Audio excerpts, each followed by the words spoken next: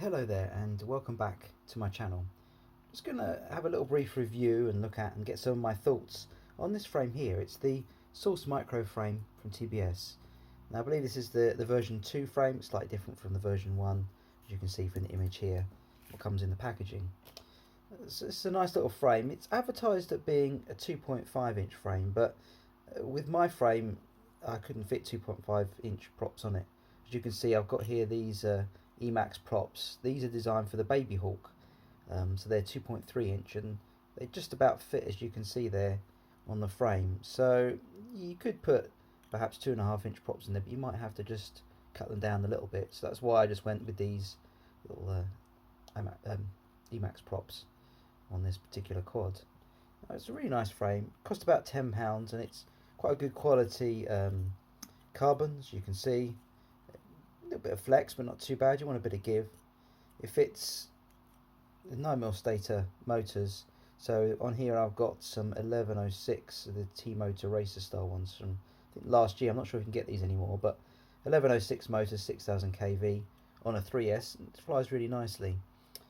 If you had a slightly larger motor, as you can see here, you wouldn't get much motor protection if it was a 12mm stator or bigger than that perhaps. 1106 is not too bad. Nowadays obviously we're looking at getting bigger motors. The 1203, 1204 motors are really popular, especially on small lightweight builds, because you get a little bit of extra torque, you get a better flying experience than the 11 motors in certain circumstances depending on what you're looking for.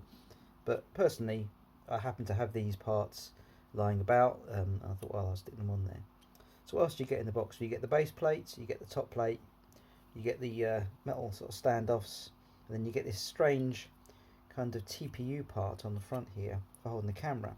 Now this part is designed for a TBS camera, I think, that sort of fits in there. It's a slightly unusual shape, but I've just put in a King Kong camera in there just to fit in there nicely. Now what makes this quite good frame is the fact that online on Thingiverse there's a lot of 3D printed files that you can download and get printed up for you. I get all my 3D printing done from Unmanned Tech shop here in the UK. They do really good 3D printing for quite a good price. But you can obviously do it at home if you want to save yourself some money, if you have your own 3D printer, or get a friend or company like Unmanned Tech shop to do it for you. So nice frame, and obviously you can get the other parts like the motor bumpers and all sorts of bits and pieces that people have made to go on this frame. As I said, quite inexpensive, £10. So if you're looking for a frame that actually has some, I suppose, what's the word, pedigree maybe, or quality about its production, it's not a clone or a copy. This has been made deliberately to go against those things, to go against the clones and the copies, to be an original design frame that people can buy cheaply, get in the air cheaply, and enjoy, but also support the hobby as well. If your opinion goes that way, then yeah, fair enough. So what have I used on here? Well, I already mentioned the motors and the camera. We've got a 20x20 stack here. It will fit a 16x16, and I know a lot of the 16x16 stacks have really improved, certainly in the last couple of months, so that now you can get 16x16 stacks that run 4S and all kind of crazy things like that. So perhaps if you want to save yourself a bit more weight, a 16x16 stack would be good. As you can see, it's high enough to run a 3-board system. So if you've got a VTX that sits on top of there, you can run that. This is just a King Kong stack. You can get it with the VTX, but I haven't used it in this case. I've just used a fill-in piece, a plastic piece that you can get from Gep RC. And I mounted my receiver on top of there, and the VTX is just sort of stuck up in the back there, as you can see. And I've got a cap on there as well, just to help a little bit of video noise you saw in the video, but not too bad experience. And I was surprised as well. I thought I'd get a lot of jello from this camera because this part isn't exactly really well on there, but it must have enough dampening in it to stop it from passing the vibrations from the motors on into the camera. I mean, these are pretty nice motors. It's a shame they don't make them anymore, but there's plenty of other companies you can get some decent 1105, 1106, or even the 1204 motors if that's the sort of flying experience you want. I've top mounted the battery with one of my favourite micro battery straps from Airblade. Really nice little straps, nice and thin, so it goes straight through the carbon there on the top and holds the battery securely. You could mount it on the bottom if you wanted to, but for freestyle frame, having the battery on top well, that can really help with the balance of the weight. And with freestyle, it's nice to have that well balanced so you can get some nice footage. Obviously with this, it's just going to be DVR footage, but you could perhaps squeeze in a little Cadex an HD camera or a Runcam HD camera or something like that system and get the extra boards in there. The beauty with this is if you got the longer standoffs here and raise the height of it, you could squeeze those boards underneath it, but I'm not sure if that's really the idea for us. You increase the weight and you end up with quite a heavy quad, and this isn't too bad weight wise. So let's have a look at thicknesses on the calipers. So the top carbon there is about 2.5 mil.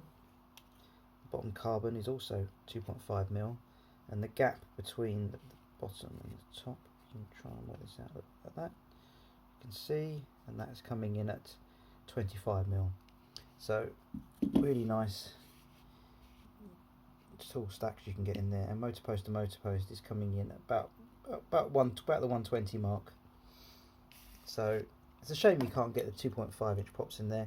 You could run a 2-inch prop in here, but for the disc loading, and if you want any more information on disc loading, check out Kebab's videos. He's done a lot of videos on that, and there's some wiki articles and things like that as well. Just going up even from a 2-inch to a 2.3 inch, you just get a lot more power out of the system.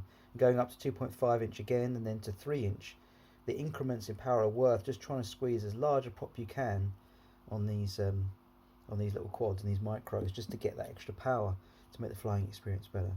So all in all, a nice frame, very good quality carbon, seems very well made, very put together, interesting design. It's a shame it doesn't fit the bigger props, but there we go, nice 2.3 inch props. It's nice to have these little Baby Hawk, the original Baby Hawk 2.3 inch props, and a really nice colour as well. I like that colour blue, unusual. I think it's a specific Emax colour.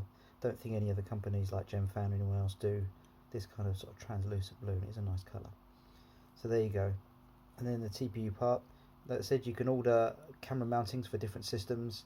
They're all available on Thingiverse. Just search for TBS Source Micro, and you get a load of really interesting and different designs that people have put effort into, which make this a really nice little quad, especially if you want to get started at a lower price.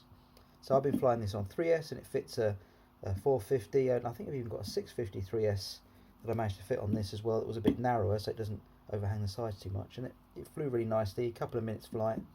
Perhaps if you've got like a 5500 kV or 5000 kV motor on 3S, you might be able to find it flying a bit efficiently. But for something this small, it flies really nicely, and we've got some good manoeuvres out of it, even if it does desperately need beta flight 4.1. I think this is running like 3.2 or something. As I said, it's some spare parts that I had really old. So there you go, a nice frame. I highly recommend it if you want to do a little cheap little build just for flying about with it, and get under the regulations for 250 grams as well, which is important.